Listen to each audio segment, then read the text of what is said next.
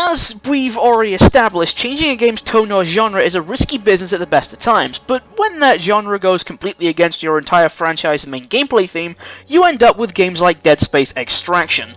Set sometime before the first Dead Space game, Extraction tells the story of how the Red Marker got uncovered on Aegis 7, how the outbreak got started, and how it spread to the USG Ishimura by following the tale of a group of survivors caught up in a whole mess as they desperately try to escape.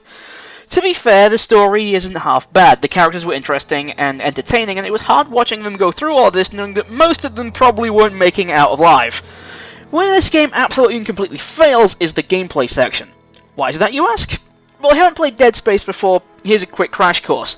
Shooting the enemies, in this case necromorphs, in either the head or torso won't do much. To kill them, you have to sever their limbs. Yep.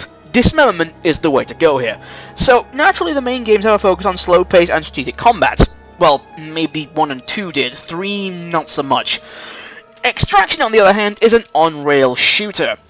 You know, like those things at arcades that your parents kept telling 10-year-old you that you were too young to play. Can you see the problem here? Rail shooters are typically fast-paced and offer a more streamlined approach to gameplay that's just move cursor to bad guy, click on bad guy dies. Extraction tries to do this, but still retaining the Dead Space idea of using dismemberment to kill necromorphs. Naturally, this does not mesh well with the rail shooter style of gameplay, and that coupled with the scarcity of ammo for many of the best weapons means you'll be on death's door quite a bit. Either you run the risk of trying to line up a good limb shot whilst getting your face chewed up by the other zombies on the screen, or you keep shooting the body, which deals less damage and uses up all your ammo, forcing you to rely on the pathetic little rivet gun which has a tiny magazine size and takes forever and a day to fucking reload. I guess you also have a melee weapon, which doesn't even do anything half the time, as I found the majority of hits from it fail to even register.